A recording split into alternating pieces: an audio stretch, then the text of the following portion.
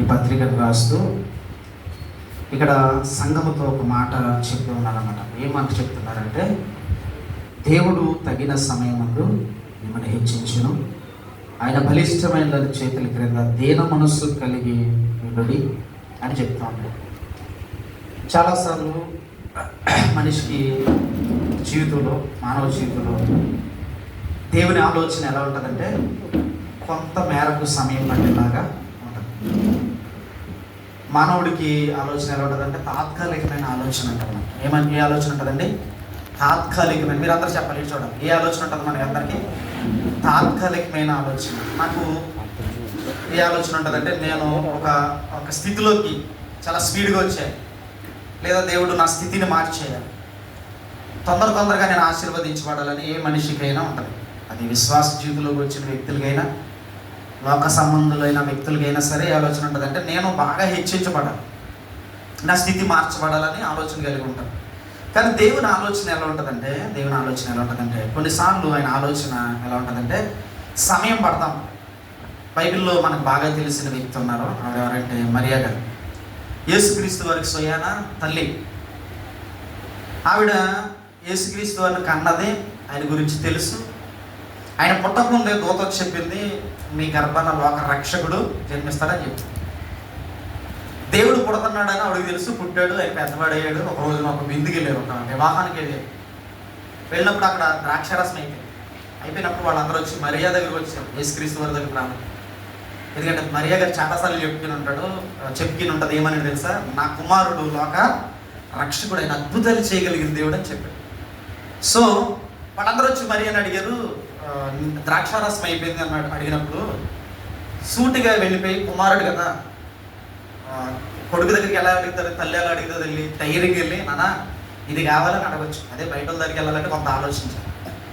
ఆ విధంగానే వెళ్ళి కుమారుడు ఏమడిగిందంటే తెలుసా? ద్రాక్షారసం అయిపోయిందంట, నువ్వు చేయి నాన్న అన్నప్పుడు ఆ కుమారుడు, దేవుడైన కుమారుడు ఏమన్నా తెలుసా? నాకు సమయం ఇంకా రాలేదన్నాడు. అంటే దేవునికి సమయం రావాలి.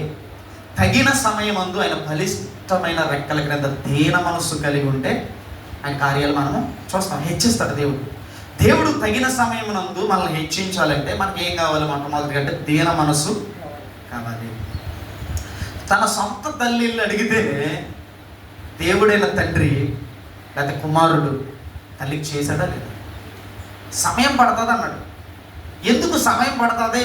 తల్లికి కూడా, సొంత తల్లితో కూడా నాకు సమయం పడుతుందమ్మా అని ఎందుకు అన్నాడంటే, దేవుడు ప్రతి వ్యక్తిని పరీక్షించే దేవుడు. హల్లెలూయా. పరిశీలించి తెలుసుకునే దేవుడు ఆయన. అందుకనే జీవితంలో ఎప్పుడైనా మన జీవితంలో సమయం పడుతుంది. చాలాసార్లు ఎవరైనా ప్రశ్న మిమ్మల్ని అన్నారా? ఎవరైనా నీతో చెప్పారా నువ్వు పడిన చోట నుంచి లేకపోయి? ఎప్పుడైనా చెప్పారా ఎవరైనా? అరే నీ స్థితి మారదరా, నీ పరిస్థితి మారదు, తప్పుతుంది. చాలాసార్లు చాలామంది మనం కృంగదీయడానికి, అరే నువ్వు ఉన్న స్థితిలో నువ్వు మారలేవు, ఇంకా నువ్వు పైకి రాలేవు, అప్పుల నుంచి బయటకు రాలేవు, లేదా ఆర్థిక పరిస్థితి నుంచి బయటకు రాలేవు, నువ్వు హెచ్చించబడలేవు, నీ స్థితి మారదని చాలామంది అన్నప్పుడు మనం కృంగిపోతూ ఉంటాం. కానీ అది తప్పు. మోసే తన ఆయన జీవితాంతకాలం నదిలో ఉండిపోయాడా? యేసు తన జీవితాంతకాలం గోతులో ఉండిపోయాడా? ఒక వ్యక్తి షడ్రక్ మేషక్ అబేద్నెగోలు మరి జీవితాంతకాలం అగ్నిలోనే ఉన్నారా? బయటకు వచ్చారా? దానియేలు సింహంలో తన జీవితాంతకాలం ఉండిపోయాడా? బయటకు వచ్చాడా? దేవుడు కూడా తగిన సమయం నందు మనం హెచ్చేస్తాడు. మన ఆలోచన ఎలా ఉంటుందంటే తాత్కాలికమైన ఆలోచన, ఇప్పుడే జరిగిపోవాలి, ఇప్పుడే నా స్థితిలో మారిపోవాలనుకుంటాం. కానీ దేవుని ఆలోచన ఎలా ఉంటుంది తెలుసా? యుగ యుగాల ప్రణాళిక కలిగిన ఆలోచన. హల్లెలూయా.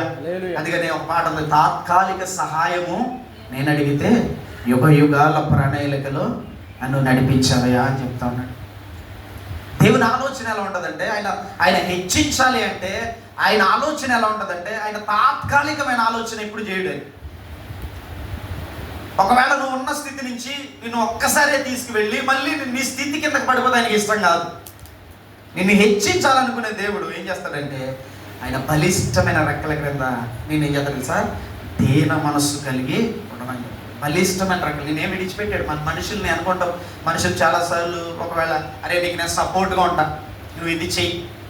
చాలామంది వ్యాపారంలో పార్ట్నర్స్ ఉంటారు.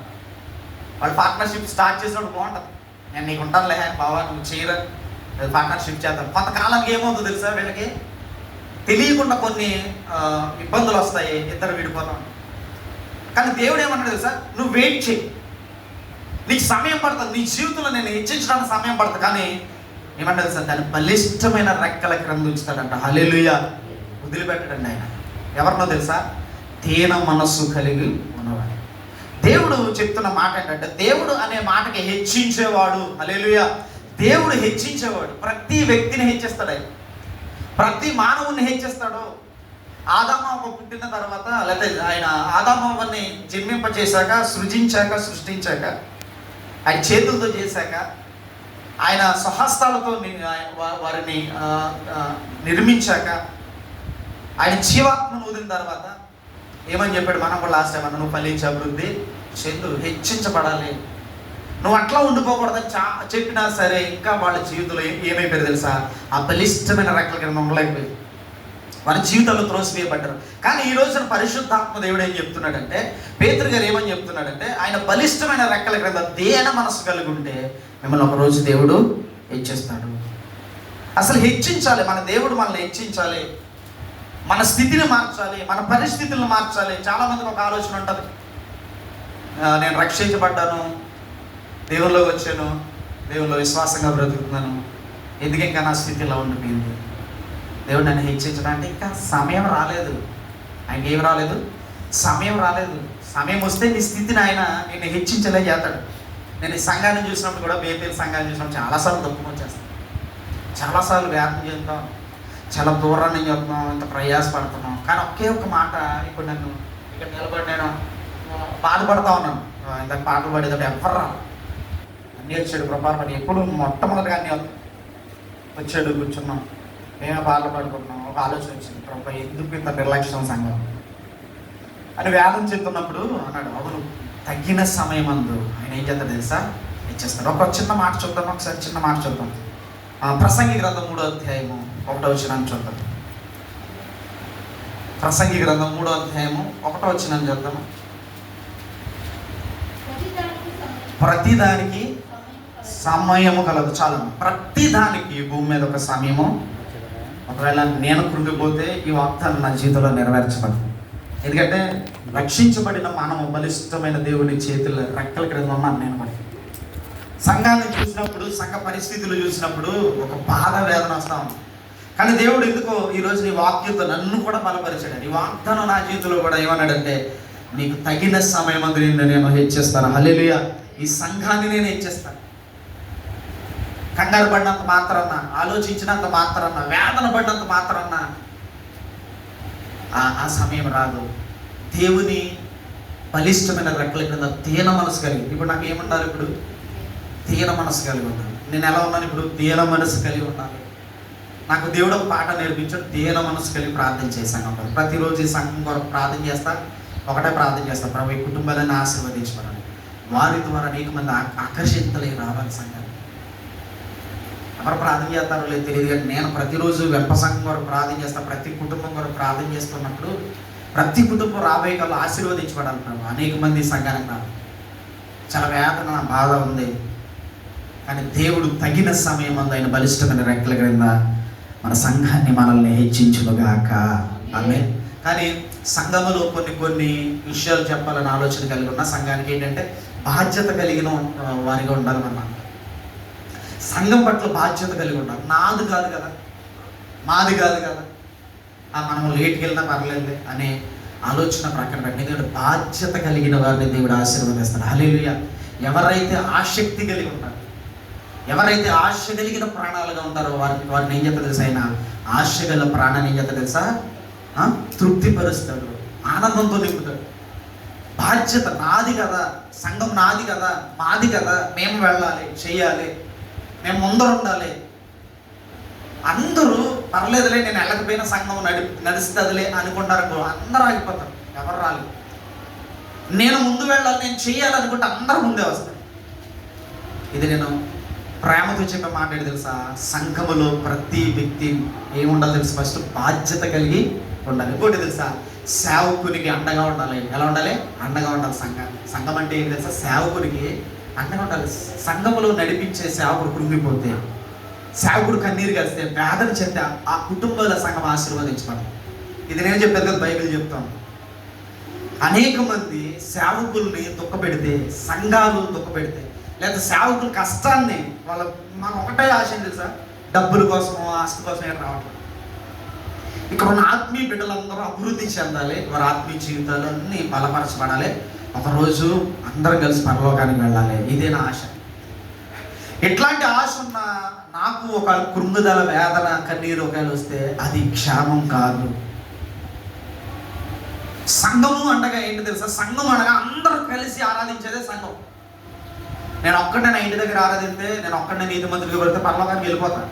సన్న వాళ్ళ ఇంట్లో ఆరాధిస్తే సన్న వెళ్ళిపోతాడు. ప్రభావ పని, లేకపోతే భూషణం అన్న, లేకపోతే మాయ, వీళ్ళందరూ ఎవరి గారు ఇంటి దగ్గర కూర్చుని ఆరాధించుకోవచ్చు, స్తుతించవచ్చు, నీతికి యథార్థంగా పెడితే పరలోకానికి వెళ్ళిపోతాం. కానీ సంఘము అనగా అందరూ కలిసి నిలబడితేనే సంఘం. హల్లెలూయా. సంఘం అంటే, సంఘం బేసిక్స్ ఏంటి తెలుసా? అందరూ నిలబడాలి సంఘంలో. సంఘం అంటే అందరూ బాధ్యత వహించాలి, సేవకునికి అండగా ఉండాలి. సంఘం యొక్క పునాదులు ఎవరంటే మీరే. సేవకుడు కేవలం వాక్యం చెప్పగలడు, సంఘాన్ని నడిపించగలడు, ప్రార్థించగలడు, ఉపవాసాలు ఉండగలడు. కానీ సంఘం యొక్క పునాదులు ఎవరు తెలుసా? మీరే. చాలాసార్లు ప్రార్థన చేసేటప్పుడు ఇక్కడ ఎవరి దగ్గరైనా నిలబడి ప్రార్థన, అయినా ఈ సంఘానికి అన్నను పునాదిగా చేయండి, అయ్యా చెల్లిని పునాదిగా చేయండి ప్రార్థన. మీరే పునాది. ఎందుకంటే మేము ఎక్కడి నుంచో రావాలి, మీరు ఇక్కడే ఉంటారు. మీరు వచ్చి సంఘంలో మొట్టమొదటి నిలబడి మీరే నడిపించేలాగా, పాటలు పాడేలాగా. అలా మన సంఘము మార్చబడాలని ఆశ నాలో ఎంతో రగులుతూ ఉంది. కానీ దేవుడిచ్చే వాగ్దానం ఏంటి తెలుసా? తగిన సమయం. తగిన సమయం అంది. ఈ వాక్యాన్ని నేను చెప్పాలనుకోలేదు, కానీ ఇందాక ఎందుకో దేవుడి మాట చెప్పినప్పుడు తగిన సమయం అందు దేవుడు హెచ్చిస్తాడు. ఒకవేళ నేను కృంగిపోతానేమో, నేను వేదన చెందుతానేమో, నేను ఒకవేళ దీని గురించి వేదన చెప్తాను, అందుకే దేవుడు నాతో మాట్లాడుతున్నాడేమో అని ఈ మాటను నేను మళ్ళీ తీసి నేను ధ్యానించినప్పుడు కొన్ని విషయాలు మాట్లాడాలనుకున్నాను. ఏంటి తెలుసా? దేవుడు నేనున్న స్థితిలోనే ఉంచడం. మోషే స్థితిని మార్చాడు. యేసోబు త్రొయ్యబడ్డాడు గుంటలో, కానీ జీవితాంతకాల గుంటలో ఉండలేదు. కానీ ఆ గుంట నుంచి ఏం చేశాడు తెలుసా? తీయబడ్డాడు. దేవుడు కూడా మన జీవితాల్లో ఏం చేస్తాడు తెలుసా? హెచ్చించేలాగా చేస్తాడు. అని హెచ్చించే దేవుడు. అందుకని మనకు కూడా హెచ్చించబడాలంటే మనలో ఒక 3 కోణాలు ఉండాలి. ఏముండాలి? 3 కోణాలు ఉండాలి. ఏముండాలిరా? 3 కోణాలు ఉండాలి. మొట్టమొదటి కోణం ఒకసారి చూద్దాం. కీర్తనల గ్రంథము 37వ అధ్యాయము 34వ వచనాన్ని చదువుతాం ఒకసారి. 37వ అధ్యాయము. యెహోవా కొరకు కనిపెట్టుకుని ఉండుము, ఆయన మార్గములను అనుసరించుము, ఆయన నిన్ను హెచ్చించును. హల్లెలూయా. తగిన సమయమందు ఆయన హెచ్చించాలంటే మొట్టమొదటిగా మనలో ఏముండాలి తెలుసా? ఓర్పు ఉండాలి. ఏముండాలమ్మా? మీరంతా కనబడతా వచ్చిందే లేట్గా, మళ్ళీ పిల్లల జడ్లు తాగుంటే ఎలా రా? ఇటు వచ్చిందే లేట్గా. మన సంఘం ఏమైపోయింది తెలుసా? పర్మనెంట్గా ఆదరించి వెళ్ళిపోయేలా ఉంది. చివరికి ఎలా అయిపోద్దు? వచ్చిందే లేట్గా. మొట్టమొదటి పాఠకం, రెండో పాఠకం, మూడో పాఠకం, లేదా ఆరాధనగానే వచ్చేవాళ్ళు ఉంటారు. మీరు అలా కాదు. ఆరాధన అయిపోయి వాక్యం ప్రారంభించే వస్తే ఆడ చెప్తున్నా, అది మనకు ఆశీర్వాదం ఎన్నటికీ కాదు. ఒక పాట, 2 పాటలు, లేదా 3 పాటలు, లేదా కొన్నిసార్లు ఆలస్యం అవుతుంది. ఎవరికైనా ఆలస్యం అవుతుంది. నేను వస్తాను, టైర్ పంచర్ అయింది, ఆలస్యం అవుతుంది. కొన్నిసార్లు ఇంటికాడ పనులు ఉంటాయి, బంధువులు వస్తారు, వాళ్ళు చక్కబెట్టి రావాలి, ఆలస్యం అవుతుంది. కానీ ప్రతి వారం అట్లాంటి పరిస్థితి ఉండకూడదు అన్న. అవ్వాలి, పెద్దలు గడ్డైనా రండి. ఆదివారం ఒక్కరోజు దేవుడికి సమయాన్ని ఇవ్వండి చాలు. మనకు వారం దినాలు దేవుడు ఆయన కృపచేత మనకు సమయాన్ని ఇస్తే మనం ఇంకా సజీవులుగా ఉన్నాం భూమి మీద. నిజంగా మనకంటే బలవంతులు, జ్ఞానులు, అందంగా వారు, మంచి యవనకాయం ఉన్న వాళ్ళందరూ చాలామంది లేరండి. ఈ రోజున మనం ఇంత క్షేమంగా ఉండడానికి కారణం ఏంటి తెలుసా? ప్రార్థన. సంఘం కొరకు ఇక్కడ విశ్వాసులు, మేము సేవకులు ప్రార్థన చేస్తేనే సంఘం ఎంత, మనం ఇంకా ఈ పరిస్థితుల్లో కూడా, ఎంత భయంకరమైన పరిస్థితుల్లో కూడా ప్రతిరోజు బయటికి వెళ్ళి ఇంకా సురక్షితంగా ఇంటికి వస్తాం, మన పనులు చేసుకుంటాం. ఇదంతా మన బలం కాదు, మన జ్ఞానం కాదు, మన శక్తి కాదు, దేవుడు అనుగ్రహిస్తున్న కృప. స్తోత్రం చెప్తాం ఒకసారి. హల్లెలూయా. కృప. అందుకనే అందరికంటే రావడానికి వారంలో ఒక్కరోజు మినిమం 10:30కి రావడానికి ప్రయత్నించింది. 10:30 కాదు, 10:30, లేకపోతే 10:15, 1 గంట లేట్ అయినా సరే పెద్దలకాడ వచ్చి, అసలు ఏ సంఘం అంటే తెలుసా? పెద్దలకాడ వచ్చి ఇక్కడ అంతా చూసుకుని మోకరించి 10 నిమిషాలు ప్రార్థన చేయాలి. ఇది సంఘానికి ఉన్న ఒక మెట్టు. ఏంటి 10 నిమిషాలు నేను మీ ఆశీర్వాదం గురించి చెప్తున్నా. మీరే ఆశీర్వదించబడతారు, మీ కుటుంబాలు ఆశీర్వదించబడతారు. ఎందుకంటే దేవుని సన్నిధనగా ఆయన ఉండే స్థలము, ఆయన పాదాలు ఉండే స్థలము, ఒక ప్రత్యేకమైన స్థలం. మందిరం అంటే ఒక ప్రత్యేకమైన స్థలం. ముస్లిమ్స్ ఉంటారా, మరి ఏం చేస్తారు తెలుసా? సంఘానికి వాళ్ళు మసీద్కి వెళ్ళేటప్పుడు అన్ని కడుక్కుని వెళ్తారు, అన్ని ఏళ్ళతో సహా మట్టి కూడా తీసుకుంటారు అన్నట్టు. మొత్తం అన్ని కడిక్కిని, అన్ని అక్కడ కడిక్కింది. ఏంటి అని అడిగాను నేను ఒకసారి. ఒక సహోదరుడు ఉంటే మాకు ఏసీ స్పేర్ పార్ట్స్ అంటారు. ఆ సహోదరుని అడిగా, ఏంటి అంత క్లీన్ చేసిన అంటే, అది దేవుడు ఉండే స్థలం కదా, పరిశుద్ధమైన స్థలం అని చెప్పాడు. నాకు గూస్ బంప్స్ వచ్చినాడు. వాళ్ళు ఎంత నిష్టగా పాటిస్తున్నారు. రాత్రికాల సమయం మేము ఇంటర్నెట్ సెంటర్కి వెళ్ళాం. రాత్రి సంతోషి నేను ఇంటర్నెట్ సెంటర్కి పోస్టులు జాబ్స్ పడ్డాయితే వాటిని పెట్టడానికి వెళ్తే అక్కడ ఒక హిందువులు అన్నమాట. వాటి ఆ షాప్ గల్లోడు హిందూ సాయిబాబాని పూజించారు దాన్ని. సరే ఇంకొక హిందూ సహోదరుడు వచ్చి పెద్ద తిరుపతిలో ఏంటది ఏమేస్తున్నారు, లక్కీ డ్రా తీస్తున్నారంట. లక్కీ డ్రా దేనికి తెలుసా? దర్శనం కొరకు. దేని కొరకు? మొదటి దర్శనం ఎన్నింటి తెలుసా? 2:30, 3 అంట, తెల్లారి గంటల. ఆ దర్శనం కొరకు లక్కీ డ్రా తీస్తారంట రోజుకి. అది ఆ లక్కీ డ్రాలో ఫస్ట్ దర్శనం ₹1,00,000 అంట. అది ₹170 మనం టోకెన్ తీసుకుంటే మనకి లక్కీ డ్రా వస్తే మొదటి దర్శనం అంట. నేను అనుకున్న జీవం లేని ఒక విగ్రహాన్ని మనం అనకూడదు, కానీ ఓర్పు ఉండాలి. ఏముండాలి? ఓర్పు ఉండాలి. ఈరోజు మనిషి జీవితంలో లేనిది ఏదన్నా ఉందంటే ఓర్పే. ఏం లేదు? ఓర్పు లేదు. దేవుడు హెచ్చిస్తాడు, తగిన సమయం అందు హెచ్చిస్తాడు. దీన మనస్సు కలిగి ఉండాలని చెప్పాడు. దీన మనసు కలిగి ఉండి నీలో ఉండవలసిన మొట్టమొదటి కోణం ఏంటంటే ఓర్పు. దీన మనసులో ఏముండాలి? ఓర్పు ఉంటేనే దీన మనసు కలిగి ఉండాలి. ఈ ఓర్పు కలిగి ఉండాలంటే కీర్తనకారుడు ఏమని చెప్తున్నాడు అంటే, ఒకసారి మళ్ళీ చూద్దాం. 37వ అధ్యాయము 34వ వచనం చూద్దాం. కనిపెట్టుకుని ఉండుము, ఆయన మార్గములను అనుసరించుము, భూమిని స్వతంత్రించుకోము, ఆయన నిన్ను హెచ్చించు. ఆయన నిన్ను హెచ్చించాలంటే, భూమిని నువ్వు స్వతంత్రించుకోవాలంటే యెహోవా కొరకు మొట్టమొదటి నువ్వు ఏం చేసా? కనిపెట్టి ఉండాలి. ఆ కనిపెట్టే ఆ ఆలోచనే ఓర్పు అంటారు. కనిపెట్టి ఉండాలి. దేని కొరకు కనిపెట్టుకుంటాం మనం ఈ రోజున? దేని కొరకు కనిపెడతాం? పవన్ కళ్యాణ్ సినిమా ఎప్పుడు రిలీజ్ అవుతుంది? మొన్న ఏదో సినిమా రిలీజ్ అయింది కదా, ఎప్పుడు రిలీజ్ అవుతుంది? కుర్రోళ్ళందరూ రోడ్ల మీద. ఆ సినిమా ఎప్పుడు రిలీజ్ అవుద్ది? ట్రైలర్ ఎప్పుడు రిలీజ్ అవుద్ది? ఎప్పుడు మన ఫ్లెక్సీ వేద్దాం, అక్కడ మొదట ఫ్లెక్సీ మనదే ఉండాలి. ఇలాంటి దాని కొరకు ఆలోచన. ఓర్పుగా కనిపెట్టి చూపుతున్నారు ఈ రోజున. ఓర్పు ఎక్కడ? ఓర్పు అంటే థియేటర్ దగ్గర, టికెట్ల దగ్గర.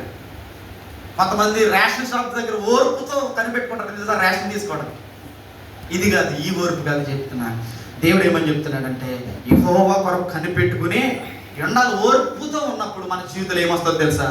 ఇచ్చేస్తాడని. హల్లెలూయా. ఓర్పు ఒకసారి చూద్దాం. మన ఓర్పు గురించి ఒకసారి చూద్దాం. 2 విషయాలు చూద్దాం. యాకోబు ఇలా అంటాడు. ఏమని అంటాడంటే చూద్దాం. యాకోబు రాసిన పత్రిక 5వ అధ్యాయం 7వ వచనం. యాకోబు రాసిన పత్రిక 5వ అధ్యాయం 7వ వచనం నుంచి 8వ వచనం. సహోదరులారా, ప్రభు రాకడ వరకు ఓపిక కలిగి చలం. ప్రభు రాకడ వరకు మీరు ఏమై ఉండాలి తెలుసా? అసలు మన జీవితంలో ఏదైనా కార్యం ఆలస్యమైతే ఎక్కడ ఓపిక ఉంటుందో మనకి. కానీ ప్రభు రాకడ వరకు, ఎప్పటి వరకు? బైబిల్ ఏమని చెప్తుంది? ప్రభు రాకడ వరకు మీరు ఓర్పు కలిగి ఉండాలి. మీరు ఓర్పు కలిగి ఉండగలిగితే దేవుడు మిమ్మల్ని హెచ్చిస్తాడు. హల్లెలూయా. ఓర్పు అనే దానికి మనం ఆలోచిస్తే, ఓర్పు అనేది ఏం తెలుసా? మనిషిని చాలా తగ్గింపు చేస్తుంది. ఓర్పు ఏం చేస్తా తెలుసా? ఎదురు చూసేలా చేస్తాయి. ఓర్పు అంటే ఏంటి తెలుసా? చాలాసార్లు మనకు తెలుసు ఆవులు ఏం మోస్తాయి? నాగలు మోస్తూ ఉంటాయి. మనం చూసినప్పుడు వాటిని ఇక్కడ పెద్ద కంతులు వస్తూ ఉంటాయి. అప్పుడు అనుకుంటాం చాలా ఓపికగా ఓర్పుగా ఉంటారు ఆవులు. రైతు ఏది చెప్పిన మాట అసలు దాంతో కొడతా ఉంటాడు. అయినా సరే ఓర్పుగా ఏం చేస్తా తెలుసా? వాటిని లాగిన తర్వాత తీసుకెళ్ళాడు ఏం చేస్తా? మంచి గట్టినే వేస్తాడు. హల్లెలూయా. మంచి గట్టిని. దేవుడు కూడా ఓర్పుగా మనం ఎదురు చూస్తే, ఆయన చేతుల కింద ఓర్పుగా, ఆయన బలిష్టమైన రెక్కల కింద ఓర్పుగా ఎదురు చూస్తే ఆయన ఏం చేస్తాడు తెలుసా? ఒక రోజున నిన్ను హెచ్చేస్తాడు. హల్లెలూయా. హెచ్చించాలి దేవుడు. హెచ్చించాలి. ఎవరిని హెచ్చించాలరా? నన్ను. చెప్పగలవా? నన్ను హెచ్చించాలి దేవుడు. ఏ విషయాల్లో హెచ్చిస్తాడు? నీ చదువులో, నీ ఉద్యోగంలో, నీ స్థితిలో, నీ వ్యాపారంలో, అన్నిటిలో దేవుడు హెచ్చిస్తేనే హెచ్చించబడతాం. అవునా? మనకు మనం హెచ్చించుకోగలమా? ఎరా, దేవుడు మనల్ని హెచ్చించాలి. ఎలా హెచ్చించాలి దేవుడు?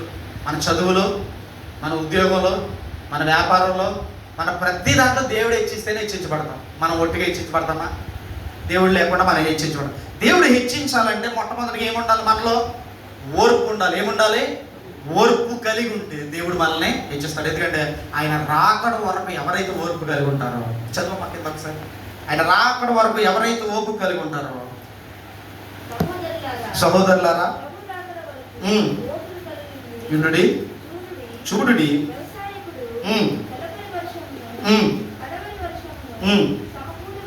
సమకూడు వరకు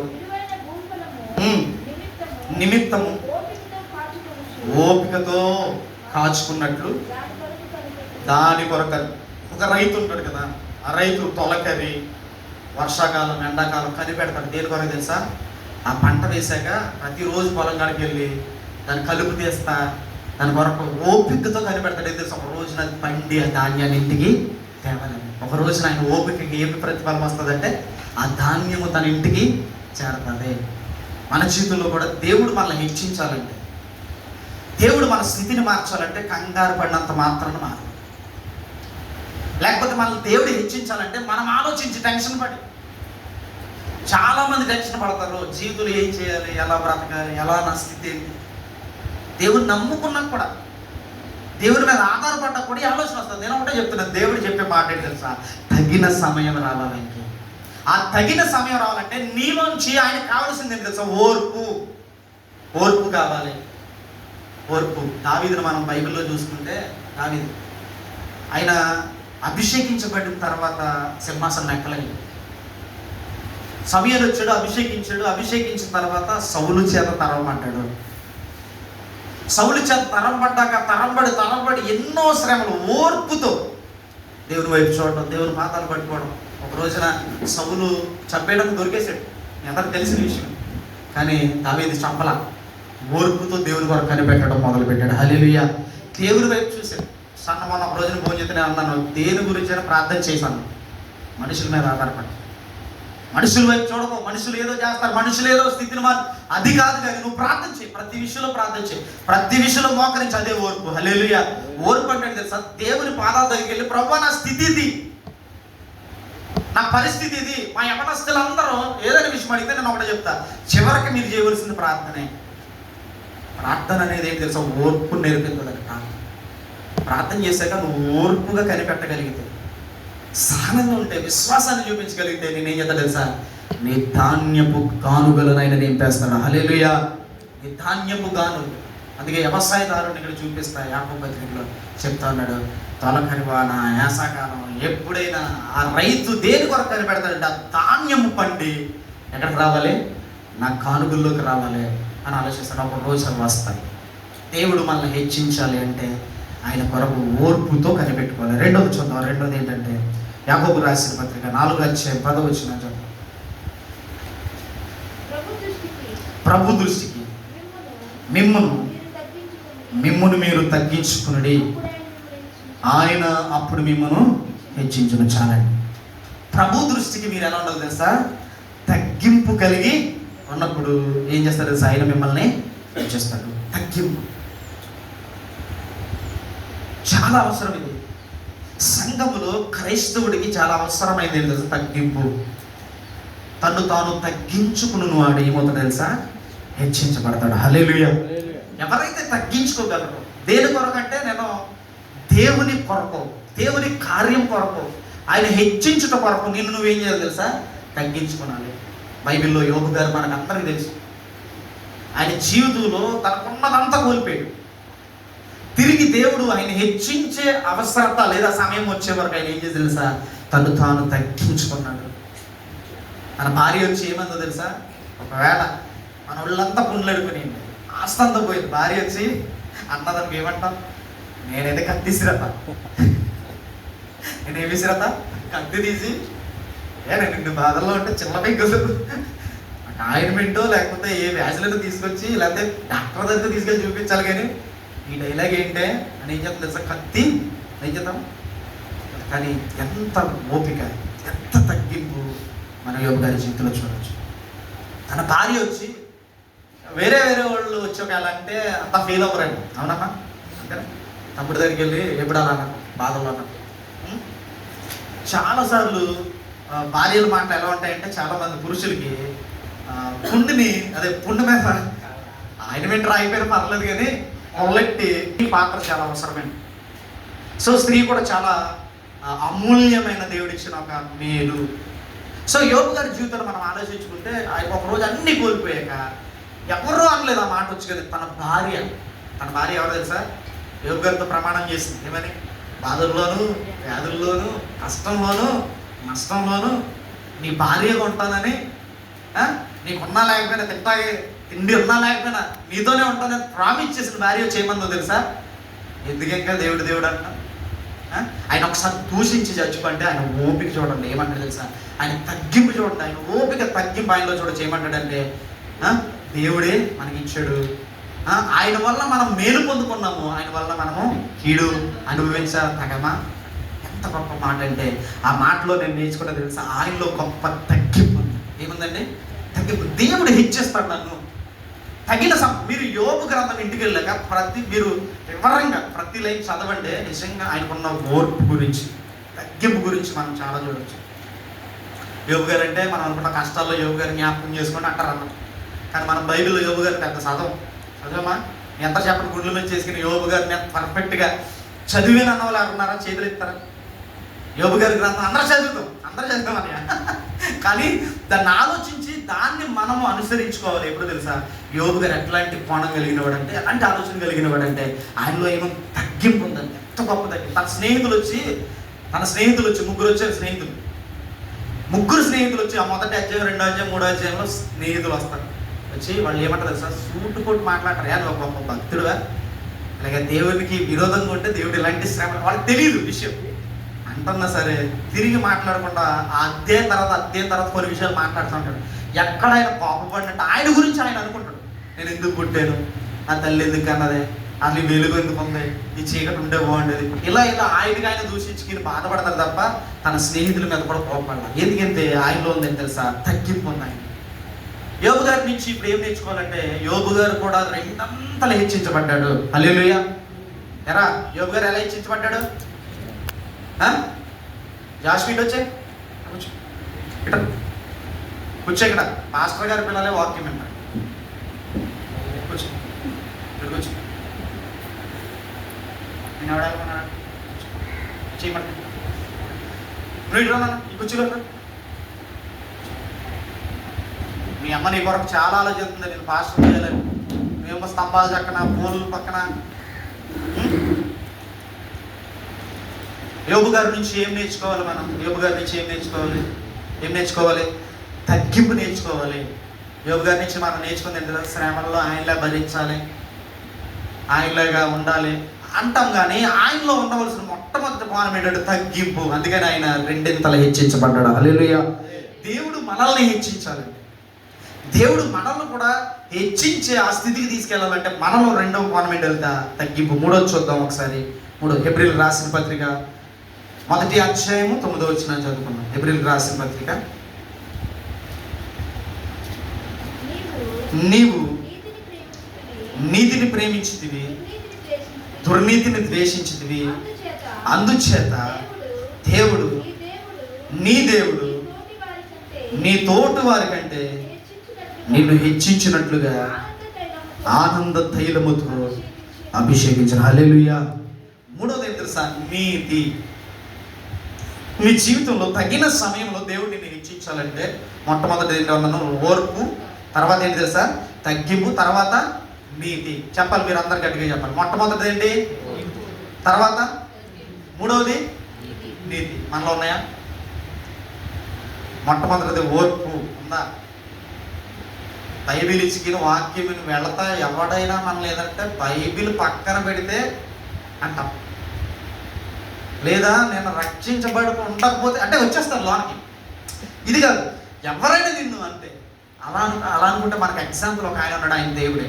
ఎవరండి ఆయన? ఎగ్జాంపుల్ ఎవరు తెలుసా? మనకి దేవుడే. ఆయనని తన సొంత ప్రజలే యేసుక్రీస్తు తన సొంత ప్రజలే రాళ్ళు రూతూ ఉంటుంటే, ఉమ్ములేస్తూ ఉంటుంటే, వర్ణాలతో కొడుతూ ఉంటుంటే తిరిగి ఆయన అన్నాడా?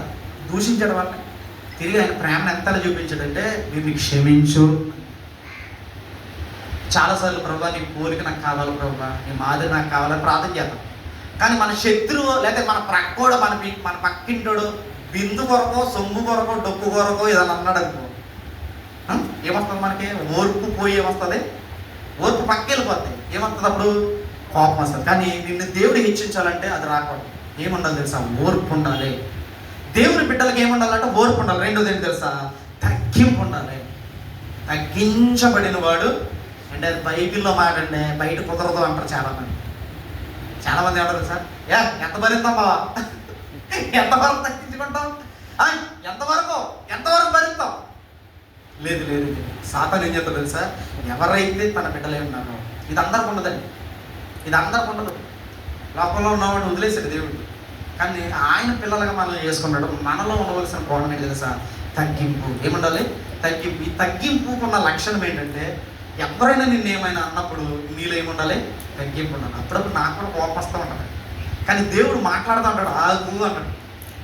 నిన్న మా ఇంటర్నెట్ సెంటర్లోనే ఆ కుర్రోడు ఏ గ్లాసులు కప్పులు చేయించాం, 370 రూపాయలు చెప్పాడు. అది మామూలుగా ఆన్లైన్లో చూసుకుని 250 డబ్బులు ఇచ్చేసాను. 100 రూపాయలు తగ్గితే కుదరదు అంటే వేసాక నేను ఆన్లైన్లో ఇంత ఉంది కదా అంటే ఆడికి నాకు కొంచెం మాట వచ్చేసి, ఆడి సీరియస్గా మాట్లాడి నేను సీరియస్ మాట్లాడి నాకు మాట్లాడుతాను. ఆగు అంటే ఆగిపోయి అదే తను ఓకే సరే అంటే వ్యాపారం కదా, ఇది తగ్గించుకుంటే ఇలా వ్యాపారం చేసి సమర్థించి మేము వచ్చేటప్పుడు అన్నదే, దేవుడు ఏదో చెప్తూ ఉన్నాడు. అందుకే నేను తర్వాత వాళ్ళ స్నేహితుడు నా స్నేహితుడు ఆయన ఫోన్ చేసి ఎలా అన్నామంటారా, ఆ బిజినెస్ నాకు కూడా షేర్ ఉంది కదా, నువ్వు వెళ్ళిపోవలసింది నేను మాట్లాడినంటే వాళ్ళు అన్నారంట, కొంచెం సీరియస్గా మాట్లాడాడంటే అప్పుడు అక్కడ అన్నాడు, లేదు అది సీరియస్గా మాట్లాడితే వేరేలా ఉంటుంది, ఆడు దేవుని వాక్యం చెప్పి కూడా అలా మాట్లాడాలని ఆడు చెప్పాడంట. అప్పుడు ఆగారంట వాళ్ళు. అప్పుడు నాకు అన్నాడు, అరే నేను సీరియస్ అంటే నాకు చదువుకున్నాడు, నా సీరియస్ అడిగి తెలుసు, నా కోపం తెలుసు. అన్నట్టు నిజమే బాబా, నువ్వు కోపడితే అలా ఆగలేదు. ఇదంతా ఎలా జరిగిందంటే పరిశుద్ధాత్మ దేవుడు మనతో మాట్లాడతాడు. ఏమని తెలుసా? నువ్వు తగ్గించుకో, హెచ్చించమంటాడు. కానీ మన మానం ఎంత ఓపిక ఉంటుంది నాకు, ఎంత సహనం ఉంటుంది నాకు, ఇంకా అలా అంటే నేను ఆగిపోతానా, నా నోరు ఆగిపోతా? ఆగాలి, తగ్గించుకోవాలి. తగ్గించుకోగలిగితే నువ్వేమవుతుందో తెలుసా? హెచ్చించబడతాడు. హల్లెలూయా. బైబిల్ చెప్పే మాట అండి, ఎవరైతే తను తగ్గించుకోగలడో వాడు హెచ్చించబడతాడు. మూడవది ఏంటంటే చివరిది నీతి కలిగి ఉంటే. మళ్ళీ ఒకసారి చెప్తామా గట్టిగా? అది అందరూ మీ బైబిల్ తీసి ఈ అధ్యాయం ఒకసారి చూడండి. ఇది చాలా ప్రాముఖ్యమైన మాట. హెబ్రీయులకు రాసిన పత్రిక మొదటి అధ్యాయము 9వ వచనం చదువు. నీవు నీతిని ప్రేమించితివి, దుర్నీతిని ద్వేషించితివి, అందుచేత దేవుడు నీ దేవుడు నీ తోటి వారందరికంటే నిన్ను హెచ్చించినట్లుగా ఆనంద తైలముతో నిన్ను అభిషేకించను. హల్లెలూయా. చాలా మంది రోజున హెచ్చించబడిన స్థితిలో ఉన్నారండి.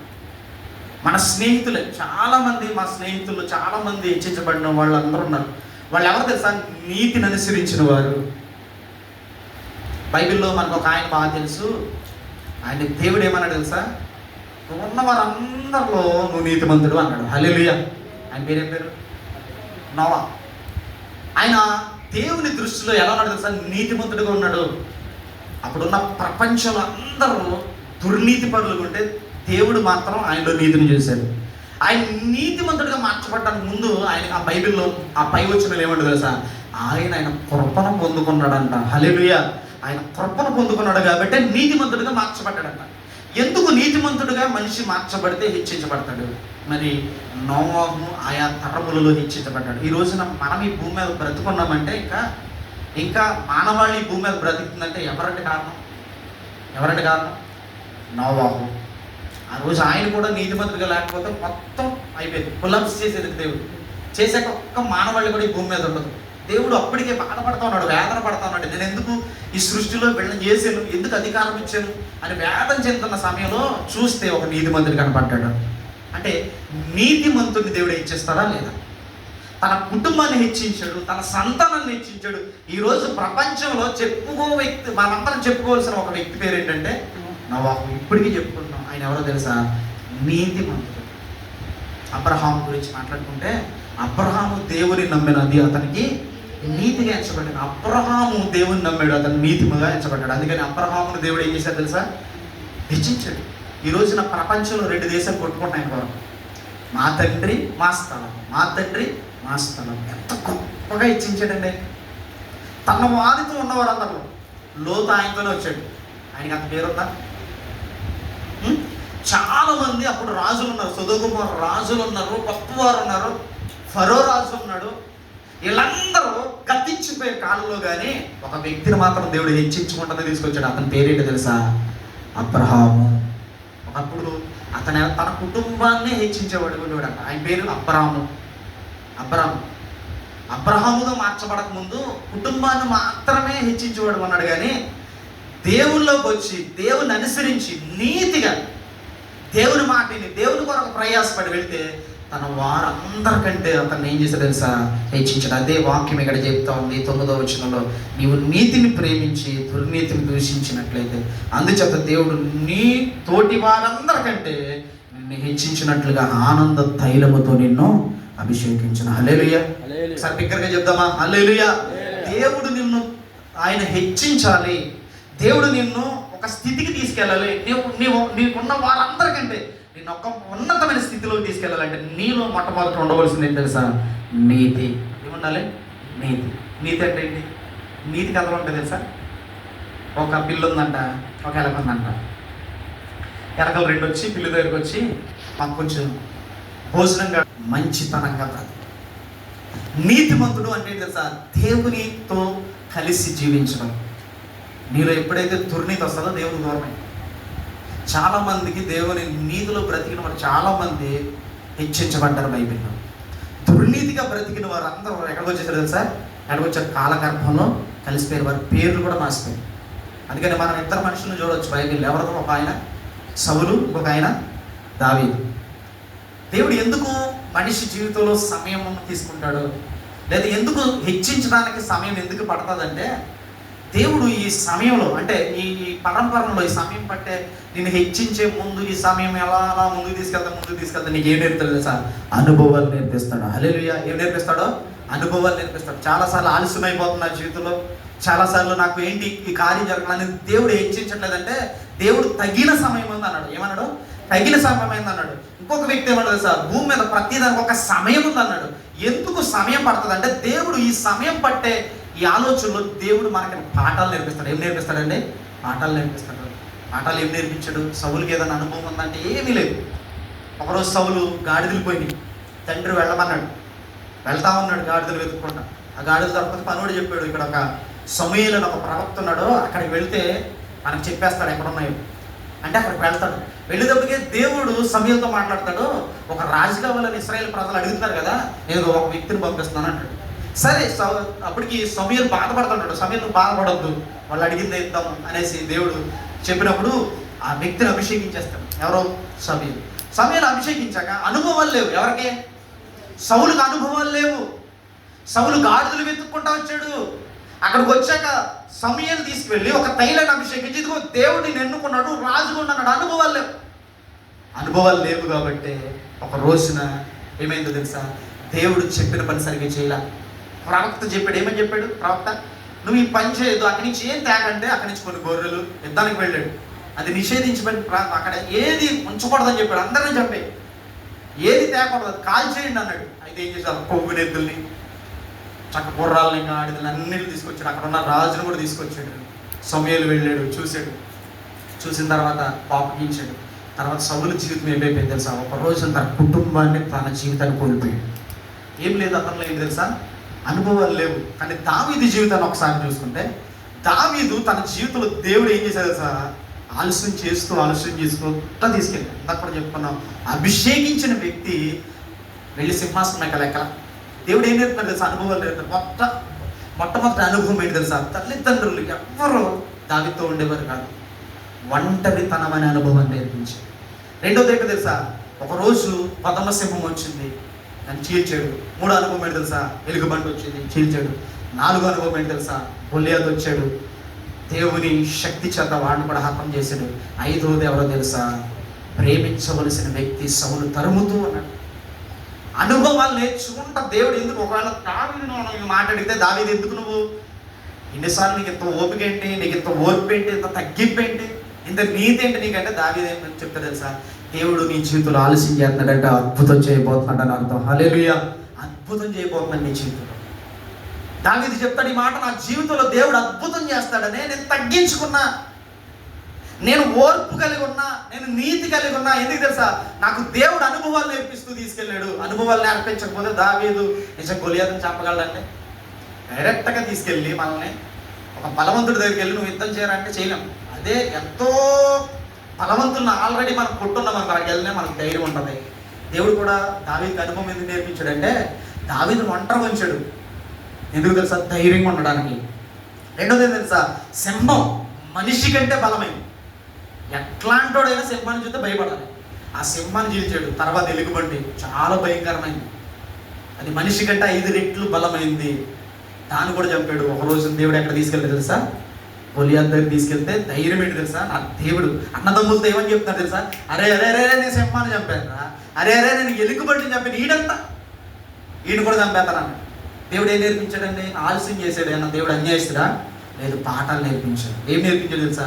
నువ్వు వెళ్ళు, నీకు నేను ఉన్నాను, ఇదిగో నువ్వు చేసావు, ఇది సాధించావు, దీన్ని చేసావు, నువ్వు వెళ్ళగలవు, నువ్వు చేయగలవు అని ఒక అనుభవాన్ని నేర్పించినప్పుడు దావీదు అనుభవాలు నేర్చుకుంటా ముందుకెళ్ళినప్పుడు ఒక రోజున ఎక్కడికి వెళ్ళి తెలుసా?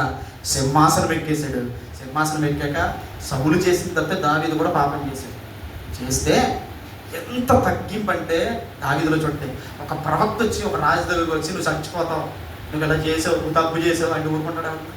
రాజు దగ్గరికి వెళ్ళి ఏమన్నది సార్? రాజా మీరు చిరకాలము జీవించాలి, నీ రాజ్యము చిరకాలం ఉండాలని పొగడాలి వెళ్ళి. ప్రవక్త ఏం చేశాడు కదా సార్? ఒక గొర్రె ఉంది, ఈ ఉపమానం చెప్పాడు. ఈ కథ చెప్పాక ఎవరా గొర్రె అంటే ఇదిగో పలానా భార్య నువ్వు తెచ్చి అలా చేసావంటే రాజు ఏం చేస్తాడు? తప్పును కప్పుపుచ్చుకోవడానికి ఆయన కూడా చంపాడు. చంపేయకుండా ఏం చేశాడు తెలుసా? పాపాన్ని ఒప్పుకున్నాడు. ఇక్కడ ఒక ప్రశ్న వేసుకుందాం మన జీవితంలో. దేవుడు ఆలస్యం చేస్తాడంటే నీకు అనుభవాలు నేర్పుతాడు. ఈ అనుభవాలు అంటే ఏంటి తెలుసా? ఒప్పుకునే తగిన వ్యక్తిగా నేను దేవుడు మారుస్తాడు. హల్లెలూయా. అనుభవం కలిగిన వాడుకున్న ఒక కోణం ఏంటి తెలుసా? మంచి కోణం ఏంటి తెలుసా? అనుభవం ఉన్నవాడు దేవుని దగ్గర ఒప్పుకుంటాడు. దేవునికి కావలసింది ఏంటంటే నిన్ను ఒక ఉన్నతమైన స్థితికి తీసుకెళ్ళి నువ్వు అక్కడి నుంచి కిందకు వస్తే దేవునికి ఇష్టం కాదు. అందుకని తగిన సమయం అందు నిన్న బలిష్టమైన రెక్కల క్రింద నీకు అనుభవాలు నేర్పుతా. నీకు అనుభవాలు నేర్పించినప్పుడు ఒకరోజు నా సింహాసనం మీద ఉన్నప్పుడు నువ్వు ఏదైనా చేయకూడని పాపమో తప్పో చేస్తే, ఒకవేళ నువ్వు కిందకు వచ్చేస్తే దేవుని నామేమవుతుందో తెలుసా? అవమానపరచబడుతుంది. అందుకే క్రైస్తవుల జీవితంలో, విశ్వాసుల జీవితంలో దేవుడు ఎందుకు ఆలస్యం చేస్తాడంటే అనుభవాలు నేర్పుతాడు. రోడ్డు మీదకి వెళ్ళేవాడికి, రోడ్డు మీద తిరిగేవాడు పరీక్షలు ఉంటాయా? కాలేజీకి వెళ్ళేవాడు పరీక్షలు ఉంటాయా? చదువుకునేవాడికి పరీక్ష ఉంటుందా? రోడ్ల మీద ఖాళీగా తిరిగిన వాళ్ళు పరీక్షలు ఉంటాయా? ఎవరికి ఉంటుందంటే పరీక్ష? కాలేజీకి వెళ్ళి కష్టపడి చదువుకుని ఒక రోజున ఎగ్జామ్లోకి వెళ్ళి ఎగ్జామ్ రాయాలి, పరీక్ష రాయాలి. రోడ్డు మీద తిరిగినోడు పరీక్షలు ఉండవు. దేవుడు అందరికి పరీక్షలు పెట్టడు. దేవుడు అందరిని అనుభవాల్లో తీసుకెళ్ళడం. ఎవరైతే దేవుని కొరకు కనిపెట్టుకుని ఉంటారో, నీతి కలిగి ఉంటారో, ఓర్పు కలిగి ఉంటారో, తగ్గింపు కలిగి ఉంటారో, వారి బలిష్టమైన రెక్కల క్రింద ఆయన ఏం చేస్తాడు తెలుసా? వారిని దీన మనసులుగా చేసి ఒక రోజున ఎగ్జామ్ ఉంటుంది. ఆ రోజున ఎగ్జామ్ రాశాక నువ్వు ఒక మా పిల్లలు ఉన్నారు, వాళ్ళు కలెక్టర్ ఎగ్జామ్ రాశారు. చాలా కష్టపడ్డారు, రాత్రి పగలో చాలా శ్రమపడి కష్టపడి ఎగ్జామ్ రాశారు. ఒకరోజు మంచి మార్కులు వచ్చి పాస్ అని కలెక్టర్ సీట్లో కూర్చున్నాక మనం ఎంత సంతోషపడతాం అని చూసి. వాడు వెనకాల ఎంతమంది పోలీస్ సెక్యూరిటీ ఉంటారు అంటే ఒక శ్రమ తర్వాత, ఒక పరీక్ష తర్వాత ప్రతిఫలం ఘనముగా ఉంటుంది. హల్లెలూయా. ఇదే దేవుడు ఇచ్చి. దేవుడు ఒక వ్యక్తిని హెచ్చించాలంటే వాడు ముందు తగ్గించబడి ఉండాలి. దేవుడు ఒక వ్యక్తిని హెచ్చించాలంటే ఆ వ్యక్తికి ఓర్పు ఉండాలి.